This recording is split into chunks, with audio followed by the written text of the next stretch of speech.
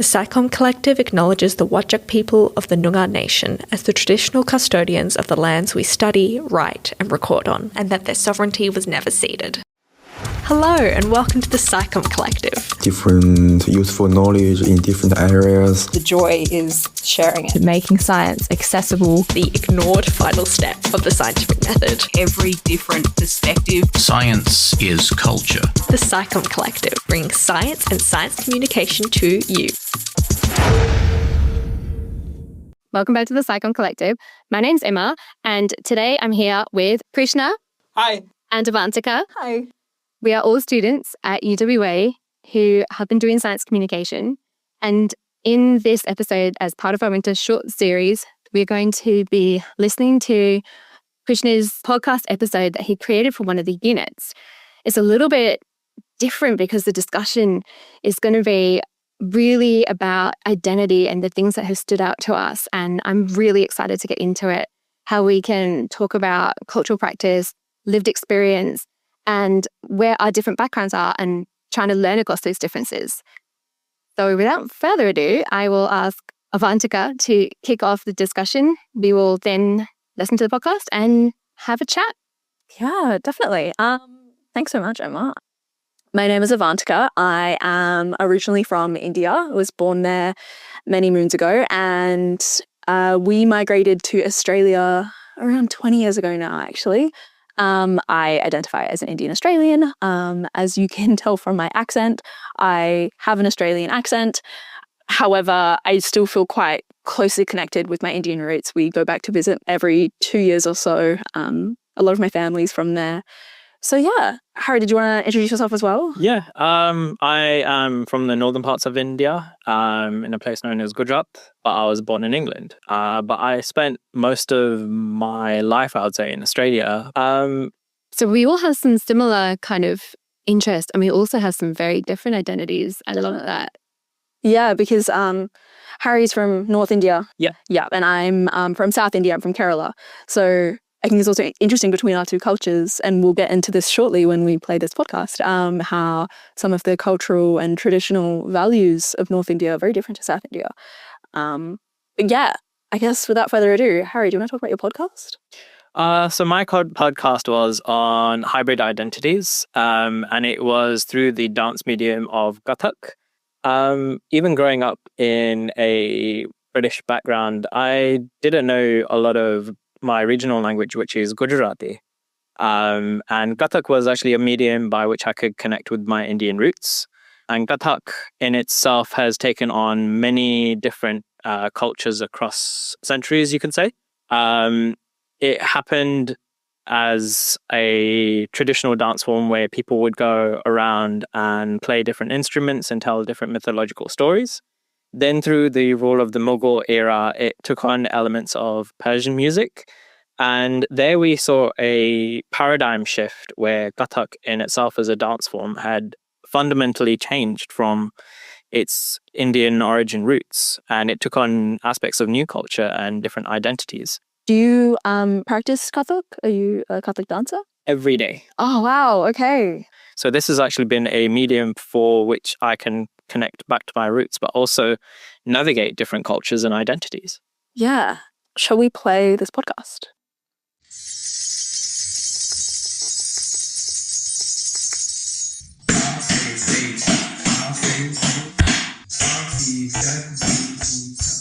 Second or third generation British Indians feel a disconnect due to pressures to adapt to social norms and accents of Britain, while simultaneously feeling a level of disconnection from little engagement with ancestral heritage, termed as dual identity crisis.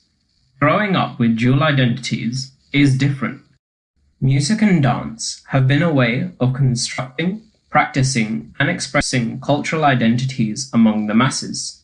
Shweta Saraswat, an LA culture and performance scholar, looked at how these discourses are shaping Kathak, an Indian classical dance form in the UK and US, observing how institutional practices and dialogues in both these locations, combined with the personal experiences of dancers, reflect specific political, aesthetic, and social values that impact the formation of diasporic identity. Essentialist approach towards this issue of hybrid identities aims to see that Indian classical dance is practiced like it was in India, therefore holding on to the social identity of Indian customs and traditions, whilst the social constructivist approach sees Indian classical dance as an evolving art form, like that of Kathak. Combining contemporary and classical dances provides a gateway to practice dual cultural identities. Crossovers between Kathak and flamenco demonstrate this strong overlapping connection between two seemingly different cultures, showing that this can be adopted by more than those that are from the Indian diaspora. Hybrid identities will be the way moving forward in this cultural world to help individuals navigate different cultures, especially when it comes to multiculturalism here in Australia. Okay, so we've just listened to your podcast, Hari, and I think it touched on some really incredible points around diaspora, dual identity crisis, hybrid identities, all of that. And it actually just got me thinking that this entire time I have been calling you Hari, and I apologize for that because your name is... Hari Krishna. Yes, and Hari Krishna is a beautiful name named after a god in India, and I know that when I first met you, it started with Krishna, then it became Chris, then it became Hari, and I don't think it was ever Hari, which is the correct pronunciation, Hari Krishna. And I wanted to actually ask you, what's your name? Can you talk to me a little bit about that? I guess the name itself changes depending on different contexts. So in terms of blending into different environments, I will use different connotations of the name and maybe split it up so that it makes the background or whoever's within that audience easier to understand. So say if I'm going to a coffee shop, they may say, this coffee is for Hari instead of Krishna, because the sh and gra syllables are very hard to pronounce in Western environments. No, definitely. And I totally agree. I think from my own experience for so long, I used to, when I'd go get a coffee, my name was suddenly Ria because that was so much easier to spell and pronounce, but it was still a little bit ethnic. So people weren't surprised when I said, my name's Sophie. And they're like, oh, okay. But no, I totally understand. And I wanted to kind of question you on this, have a bigger discussion with you, because I think that it as a person of color myself, for so long I had to change, or I felt as though I had to change either my name or my identity or parts of myself to become potentially more palatable to a westernized population living in Australia. And I wanted to know whether you thought that may have led to your decision in wanting to be called Hari from your name, Hari Krishna. I think it's also that and a little bit of being adaptable to different points of view as well. So there are certain cultures where the aspects of expirated and non-expirated forms of consonants may be difficult to pronounce. So through my personal experiences, I've just changed my name so that it makes it just a little bit more easier and more, I guess, inclusive to different audiences for people to actually understand. So I have never seen it as a intrusion of this is who I am originally as Hari Krishna. I have more seen it as the adaptability as to go, okay, so this person may not be able to pronounce my name like this, so I might just change it to an abbreviated form so that it makes it easier for them to understand. Yeah, no, I totally understand that. So in the name of that, what would you like us to call you from now on in this podcast and future? Krishna, I think. Krishna? I feel like I'm imposing so much onto you. Obviously, your name is your identity. So however you feel best represents you as a part of your Indian culture, which I think is beautiful. Oh, thank you for asking the question. Have there been moments where your identity made things harder for you? I think the weight that sort of gets carried along on continuing a culture that's maybe thousands of years old whilst adapting to westernization has probably been the lingering thought over my shoulders. So even when I do different Kathak performances and I do different dancing, the thought that sort of lingers in my mind is, how do I authentically carry this at the same time? Because I, in myself, I'm not fully professional in even my own language, which is Gujarati. And this has been a medium by which I have actually connected through to my Indian origin and roots. But even the art form in itself has taken on so many different identities along the process. So even the authenticity of the art form in itself comes into question. So numbers are a form that has been used in dancing, like 1, 2, 3, 4, 5, 6, 7, 8. Kathak uses a similar repertoire, but it uses different syllables or nonsense syllables. So that in which you heard in the podcast is actually can be done in a numerical form as well. So there's, even though it may seem like two cultures are different, there's always some level of human connection and a bridge to which, even in my podcast, I highlighted there's a difference between Kathak and flamenco, but they have similar underlying structures. So I see it as, oh, okay, people have actually moved to different places. Like you said, from your experience, you've taken on an Australian background in the process. Yes, I mean, obviously being brought up here, yeah, definitely. And I think that concept that you talked about in your podcast about dual identity crisis has really resonated with me. If you look at me, I'm clearly not Anglo-Celtic, very much a person of colour. And in the same measure, if you were to drop me in India, I don't look like a traditional Indian. I open my mouth and it's very obvious that I'm not from India. I'm not there. Were you born in India? I was born in India. I think that's where my struggle lies, is when people ask me where I'm from, what's my answer? Do I say Australia? It depends on who the person that's asking, I guess. But maybe it's a unique position that myself and Krishna are in because of our appearance. Whereas if we held a white appearance, maybe the question wouldn't be that. And maybe the answer would be a lot more straightforward. You asked me where I'm from, and I'm from the UK, but I've lived in Australia for 15 years.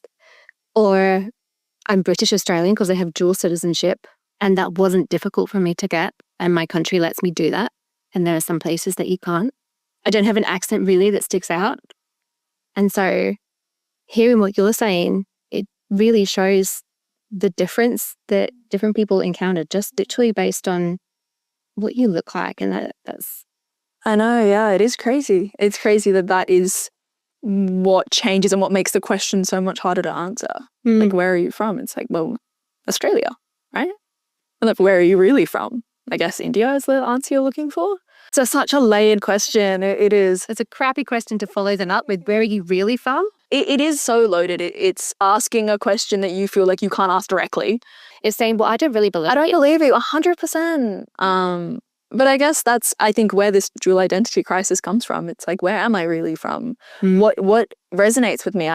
Parts of me are very westernized. The way that I speak, the way that I dress, my ways of knowing, being and doing. However, I feel so strongly with my Indian roots. And I think that has only happened over time.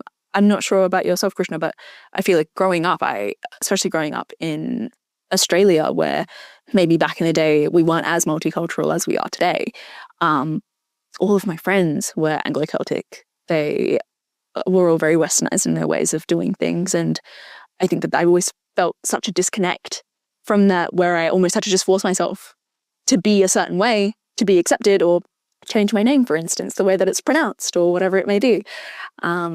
Yeah, what are your experiences with stuff like that growing up? I think more of my experiences were around language. So aunties, even within the community, they'd go, oh, okay, well, you don't fully know Gujarati. You don't really belong to our community. Now, that is also an interesting question in addition to, where are you really from? That underlying interrogation that happens even amongst communities. This sort of tends to happen as an intercommunity sort of issue. It's this isolation you feel of, oh, well, I guess I'm not from here then. Oh, I got the answer wrong. Let me try again. Because that answer wasn't satisfying enough for you. And I guess, like, is it freeing knowing that we do belong to multiple identities? Or do you feel like it's a barrier? Do you feel like it's something that's holding you back from, yeah? I think it's mainly our perception of what cultures and identities are that sort of limit our beliefs. So, yes, I may not fully be able to even learn Gujarati even at this age, but it doesn't deter from the fact that I still feel like I belong to a part of this community, a part of that community. So I think that the conversation needs to be less around, do you belong to a certain community as a sole entity, or do you belong to 3 communities of cultural identities? Is that kind of, we're talking about your podcast, which the assignment was to do science communication using the medium of a podcast. And your topic that you chose, it sounds like it's something that you find so important. You do it every single day. It's part of who you are and also sort of how you're exploring who you are. Would you say that that was what motivated you and what led you to want to talk about it? Yes. Because I wondered if you also use other aspects of this or have found this idea of who you are coming up in other aspects of science communication as well. So this has especially been asked, especially in areas of social sciences, actually. So if we think about a very, very ancient Indian text, which is known as the Natya Shastra, this actually detailed ways of actually communicating to an audience. So everything to do with body language, posture, emotional expression known as abhinaya, and the Nava Rasa, which are 9 categorized emotions of fear, love, anger, which you can visibly see on different people. So even that has been a way that I have used to sort of change the way that I sometimes communicate a particular message. Yeah, I think that the way that you're highlighting how important Kathak is to you, how you practice it daily, and how you feel like it's made you more... I haven't practiced Kathak my whole life. I had the issue of dual identity crisis. Yeah. And that issue has sort of had a bleed-on effect, and even similar to what you were saying as well, that struggle to sort of fit into different boxes of, oh, okay, are you an Australian? Are you an Indian? Yeah.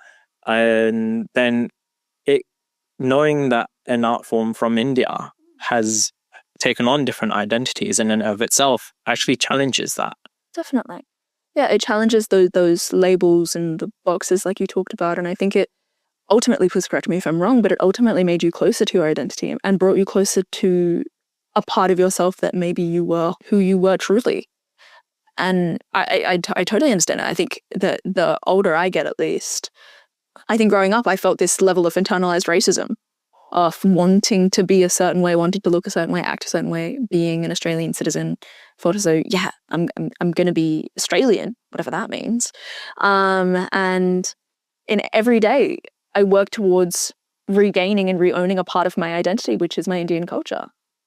Like what you were saying about that it's helped you also to get, I guess, look into some of the other aspects of culture that relate to what you're doing now, that you can bring in now as well, and that help you to reflect on how other cultural differences are seen or acted or experienced. And do you feel that, you know, the position that you have helps you to be more open to other people's different identities and ways of being, doing, and knowing? As a science communicator, it allows me to actually take on board some of the other points of view and have some level of a middle ground, because no matter what we have as human beings, there's always some middle ground that, oh, okay, I can actually connect with this person in a particular way, shape or form, whether that be over a cup of coffee, whether that be through the medium of dance, whether that be through the medium of fashion, like you said in your context as well. Yeah, I think that 100% having those conversations where they feel appropriate and where people are willing to listen as well and have those tough chats. And I think that it's so great that Emma's sitting in having this conversation with us. These conversations need to be had with people of all different backgrounds and not just isolated between, say, me and you, Krishna, as 2 Indian people. Like, the conversation needs to become broader, and we should be able to make space and share discussion and show empathy. And I think that, yeah, that's, I guess, where it comes down to that understanding versus acknowledging. And we maybe do need to do a little bit more of the understanding. Hold that space. Yeah. It's about just saying, hey, how can we do this together? How can we talk about this stuff together? Yeah. What can we learn from each other? Also take something away from this, about, we might not need to understand each other's identities, but being open to them and listening and hearing where is that coming from. I mean, if we think about all of this in terms of the practice of what we do in science communication, that's more than you center your audience. That's actually paying attention to them. Yes. We keep moving, right? And we keep evolving and growing as humans.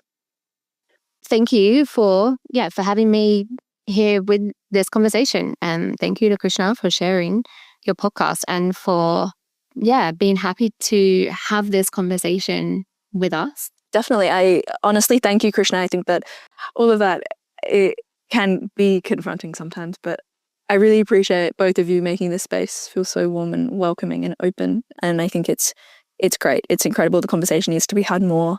You feel closer to your identity already. Walking out this room, I feel close to my identity. Thanks for listening. Find us online at thepsychomcollective.com. That's com with 2 M's. Questions or comments about today's episode? Get in touch on Instagram at The Psychom Collective.